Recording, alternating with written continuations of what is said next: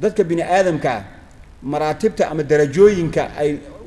danahoodu yani xaqiijinta loo baahan yahay way kala horeeyaan waxa loo kala qaybiyaa marka saddex qaybood qayb waxa la yiraahdaa ad-daruriyat waa waxyaabaha laga maarmaanka nolosha u ah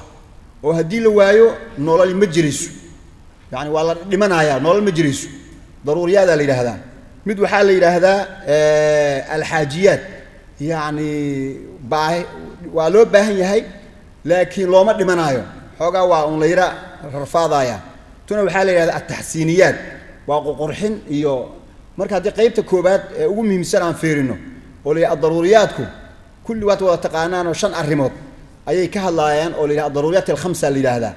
waxay yihiin midalan xifdhu diin in diin la ilaaliyo bimaana diintu waa wax qof kasta oo bini aadam ku jirta oo ilaahay uu ku abuuray nabi sallallahu alayhi wasallam kullu mawludin yuladu ala al-fitra qof kasta oo la dhalaayo fitra diin ah ayaa lagu dhalaaya maxay yeelay bini aadamka oo dhan markuu ilaahay nabi aadam abuuray ya wax kasta oo ruux kasta oo bini aadam oo dhalan doona naftiisa ayaa la soo qaaday ilaahay wuu ogyahay mugtay ma kaana wama sayakun wixii hore u dhacay iyo waxa dhici doonaba ilaahay wax ka qarsan ma jirto ruux kasta oo dhalan doona marka oo adduunkan soo mari doona naftiisa ayaa la soo diyaariyay nafyaashi oo dhan oo wada jooga oo qof uusan ka maqnayn yu ilaahay ballan ka qaaday wa idha akhadha rabbuka min bani aadama min dhuhurihim dhurriyyatahum wa ashhadahum ala anfusihim alastu bi rabbikum qalu bala marka kulli waxay wada yiraahdeen dadkii oo dhan hatta dadka hadda gaaloobay markaas oo naftooda la soo qaaday oo alastu bi rabbikum lalaha mid kamida oo yiri anigu kuma jira ma jirin dadkoo dhan waxay dhaheen bala inaad rabbi noo tahay inaad noo iska dhaaf rabbi baad noo tahay bis balantaas ay noo taala balantaas marka qof kasta way ku jirtaa markuu adduunka imaado marka oo uu dhasho xilligu doonaha dhasho meeshu doonaha ku dhashee bi'ada uu ku soo aaday ama uu ku dhashay wixii asaga ka soo horeeyay ayuu noqdaa markaas waxa la faabawaahu yuhawidanihi aw yunassiranihi aw yumajisani asal fitradii ayaa ahayd insaanka ku abuurneed fitratullahi allati fadara an-nas 'alayha saas daraadii waxa la magaalooyinka marka la joogo way dhici kartaa magaalo aan lahayn dayr lagu soo dayray ama derbi magaalo lagu soo wareejiyo oo derbi la'aan way dhici kartaa laakiin magaalo meel lagu caabudo macbad meel ilaahay lagu caabudo aan lahayn ma jirto yani bini aadamku dhan waa saas ama xaq marka ilaahay ku caabudo ilaahay kaliya caabudo ama sanam ha caabudo wax asaga markaas uu haysto diin oo haystaatee insaan asal ahaan wax un buu caabudaya hawadiisa kullu caabudo afarayta man ittakhadha ilaahu hawaahu suu jecel yahay marka qaarkood ilaahay uu noqonays waa wax insaanka ku abuuray inuu wax un caabudo marka diintu waxyaabaha ugu imaatay waxa kamid ah diintaas maadaama dadku ku abuuran tahay midda saxiixa ah ee inna diina 'inda Allahi al-islam uu yiri in dadkii loo ilaaliyo waa la maarmaan si marka maqsad kasta oo maqaasidan kamid ah loo ilaaliyo laba dhinac ayaa laga fiirinayaa dhinacna waa ahaysiin oo yani in wixii jiritaankiisa la sugo midna waa in wixii jiray la sii ilaaliyo oo baaqi uu sii ahaado tusaalaan diintu midalan inay jirto jiritaankeeda waxa kamid ah ku dhaqankeeda hadii diinta lagu dhaqmi waayo kitaabka quraanka miiska ii saaran waxba kuma tarayso kitaabkan quraanka wuxuu u imaaday in nolosha lagu dabaqo marka ku dabaqitaankiisaas ayaa waxay tahay waa la jirsiyay waa lagu dhaqmay marka lagu dhaqmo dad aan ogolayn ama diidaya jira oo ma ahna laga leexiyo dhahaayo oo aan ogolayn oo rumaysnayn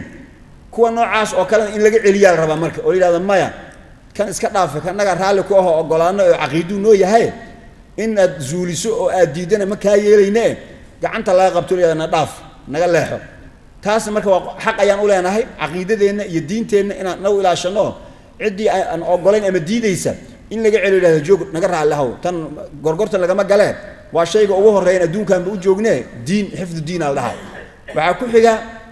nafta bin aadamka in la ilaaliyo fiir waa maqaasid mugtay hadii nafta la waayo oo nafta la ilaalin waayo diintii ma toosayso maxay la diintu waa shay macnawiyaad ah dad fuliyaa loo baahan yahay hal la tukadaa la dhahay hadii dadkii la dhameeyo oo dadkii la didilo hal la tukado yaa tukanay dadkii waa la dilay darbiga ma tukanay marka yaani nafta in la ilaaliyo ay diintii u sii jirto diinta in la dabaqo ayay u tahay marka nafta si loo ilaaliyo wad ka warqabtan muhiimada ay leedahay kow haysiinsheeda in la haysiiyo oo naftii ay joogto waxa loogu talagalay midna in guur inuu dhaco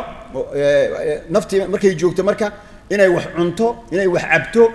caafimaadkeeda wixii ku saabsan in la daaweeyo wixii yani dhibaato u keenaya laga ilaaliyo wixii horumar sii gaarsiinaya loo xaqiijiyo waa maqsad saas oo kala waxa kamid ah al-aql yani xifd al-aql aqliga in la ilaaliyo maxay aqligu waa meesha yani ilaahay uu dadka takaaliifta ka saaro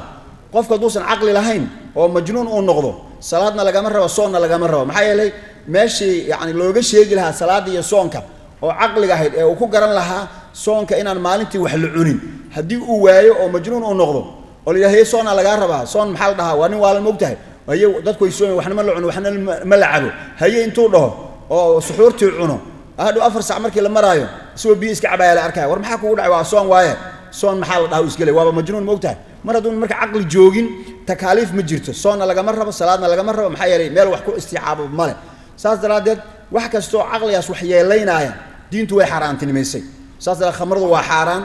darooga kastana waa xaraan ayadan aqliga la ilaalinaya waxa kamid ah midna oo maqsad kala ah waxa la yiraahdo al-ird sharafta yani diinteenu waa diin akhlaaq iyo sharaf leh dadka in la caayo lama ogolo oo midna qofkan waa noocaas in yiraahdo qofkii qof caaya ama gabar ama wiil ku sheega midna faaxisho ama zino ama xumaan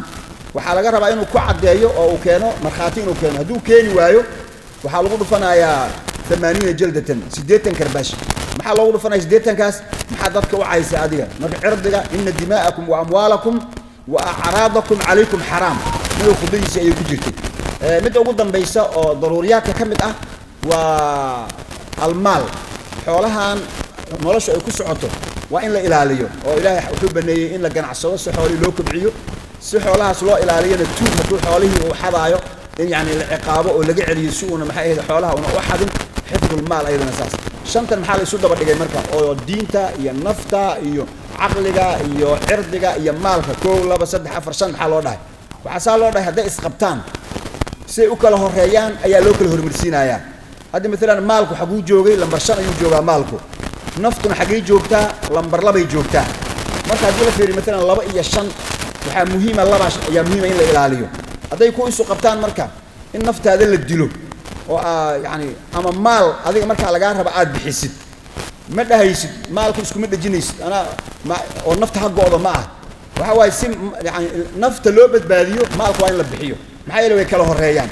taas daraadeed in badan oo dadkeena kamid ah waxay u dhinteen ayaga oo midna mobile laga qaadanayo oo mobile marka saas oo kale mobile-ku waa maal naftuna waa maal waa lambar 2 marka lambar 2 iyo lambar 5 markay isqabtaan waa in lambar 5 ka laga tanaazulo si lambar 2 uu badbaado waxa kada marka saasay kala duwanaanshuhu saasayeen taas marka intaas waxa leeyahay waa ad-daruriyaat waxa laga wadaa hadii uu khalkhal ku imaado intan aan soo sheegnay oo la dhaawaco ama la dhibaateeyo ama la ilaalin waayo nolosha dadka meeshaas joogay nolol ma noqonayso hadda inaga Soomaaliya hadaan marka shantaba way inaga dhaawacan yihiin oo diintii lama ilaalinayo naftii lama ilaalinayo yani aqliga lama ilaalinayo yani cirdiga lama ilaalinayo kufsi iyo waxaan loo joogin iyo akhlaaq xumo iyo zina waxba la iska sameeyay hadii la rabo oo cirdiga sharaftii wax u dhameeysa maalki waa kaasoo maba la kala laba oo baadi marka la joogin waxa la jiray geelaydu markay isdhacaayaan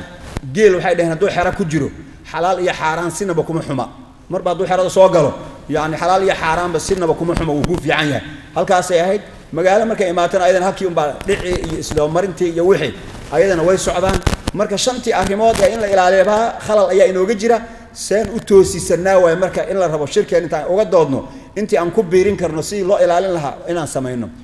taas marka waxa la daruriyaad mid ku xigta waxa la yiraahdaa al-haajiyat waxa waaye waa loo baahan yahay laakiin sidii ku hadaan soo sheegno kale uma adko tusaalaan midalan hadii midalan nafta laga hadlaayo hadii raashin la cuni waayo waa la dhimanayaa hadaan quraanin qadaynin cashaynin wado raashindan hadaa iska dhaafto 5 maalmood 6 maalmood adii hadaan waxba afka saarin oo ku sii wado ugu dambaysta dad gaajo u dhintay wiji waa la dhintaa waa la dhimanayaa laakiin xaajiyaadku waxay tahay meel baad rabtaa inaad aadid midalan meel ka yar fog ayaad rabtaa inaad aadid waxaad u baahan tahay baabuur ku geeya baabuur ma haysatid waxay noqotay inaad lugaysid oo sida midalan dadka meelaha fog biyaha u aroorta ama ka soo dhaansada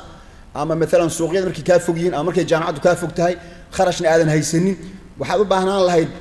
baabuurku geeya ama gaadiid aad ku tagto way fiicnaan lahayd haddaad weydo waad iska lugeyn kartaa ugu dambaystina waa tegay laakiin markaad tagto maxaad ku tagtay adoo daalan oo xoogaa soo kulaaday maxaa kaa maqnaaday baabuuraa kaa maqnaaday marka baabuurkaas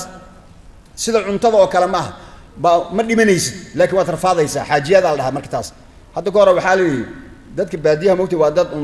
energy badan u baahan yihiin shaah way jecel yihiin shaaha magaalada iyo baadiyaha jecel xikmadda ku jirtana waxay tahay socodkoodaa badan marka waxaa la hadda ka hor waxaa isu dhaartay gaajo reer baadiya u dhaaratay haddaan reer baadiyaha dhammayn waayo gaajaa dhaaratay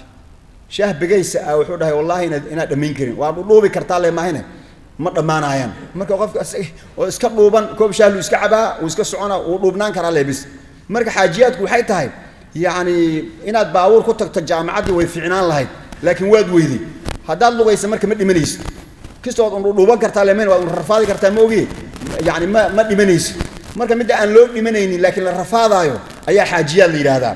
midda laakiin haddii la waayo la dhimanaayo daruuriyaad ayaa la yidhaahdaa oo maalan haddii intuu dagaal socdo dadka la didilaayo noloshii matoosis waaba la dhimanayaa taas marka daruuriyaad waaye oo waa laga maarmaan in la ilaaliyo xaajiyaadkana waa in naftooda la ilaaliyo naftirkooda way fiican yihiin laakiin sida daruuriyaadka oo kale uma aha ee xaajiyaadku way ka sokeeyaan midda ugu dambaysa waxaa la yidhahdaa marka ataxsiiniyaad taxsiiniyaadku waxaa waaye daruuriyaadna ma aha xaajiyaadna ma aha waa taxsiiniyaad waa qurqurux waxay tahay maalan guriga aad degan tahay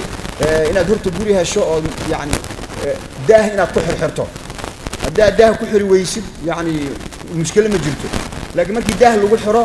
qurux ayuu noqonayaa taxsiinaadku marka waa daah ku xiridii waaye marka maxaa yeele daah loomana dhimanaayo wax weyn uu kaala maqan yahayna ma jirto laakiin guriga hadday la dhiso oo dhaxantii iyo uu kaa celinayo iyo qoraxdii rinji wuu isaga baahan yahay rinji markaa marisid ayuu soo baxayaa rinjigu marka waa taxsiiniyaad marka nolosha o dhan asaa isu wada socota marka hadda innaga ummadaha kale waxay noocyeynayaan taxsiiniyaad